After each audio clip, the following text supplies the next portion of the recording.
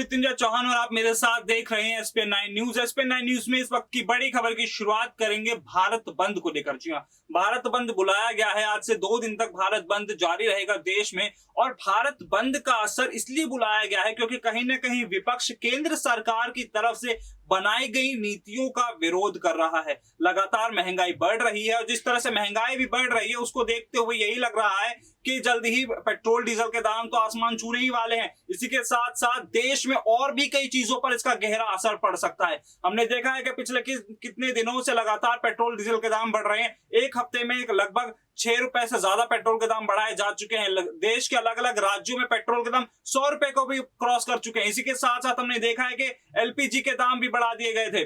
तो देखने वाली बात यही है कि लगातार महंगाई की मार लोगों की जेब पर पड़ रही है और इसका अच्छा खासा असर भी देखने को मिल रहा है। लेकिन आपको बताते हैं कि किस तरह से देश में भारत बंद का असर देखने को मिल रहा है। लगातार भारत बंद का जो विपक्ष ने भारत बंद बुलाया है उसको लगातार समर्थन किस तरह मिल रहा है, देखिए हमारी इस खास रिपोर्ट में।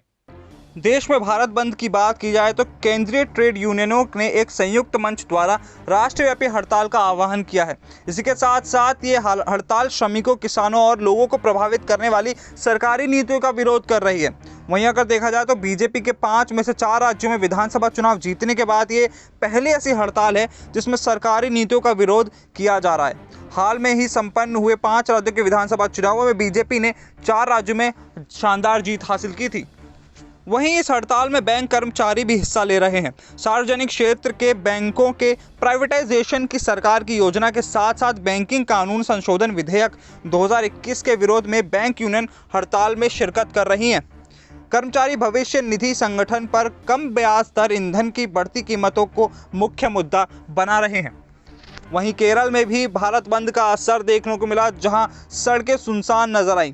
केवल में कुछ निजी वाहन ही सड़कों पर दौड़ते दिखाई दिए।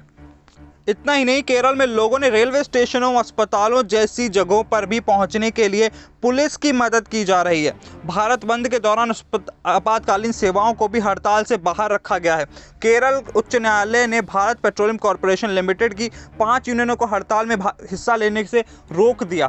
तो ये लगातार देखा जा रहा है कि भारत में भारत बंद का असर देखा जा रहा है। जिस तरह से केंद्र सरकार की नीतियों का विरोध हो रहा है उसे देखकर तो यही लगता है कि लगातार केंद्र सरकार को भी ये समझने की ज़रूरत है कि लोगों में गुस्सा बढ़ने लगा है, लोगों में आक्रोश बढ़ने लगा है और उसको रोका जाना बेहद ज़रूरी है।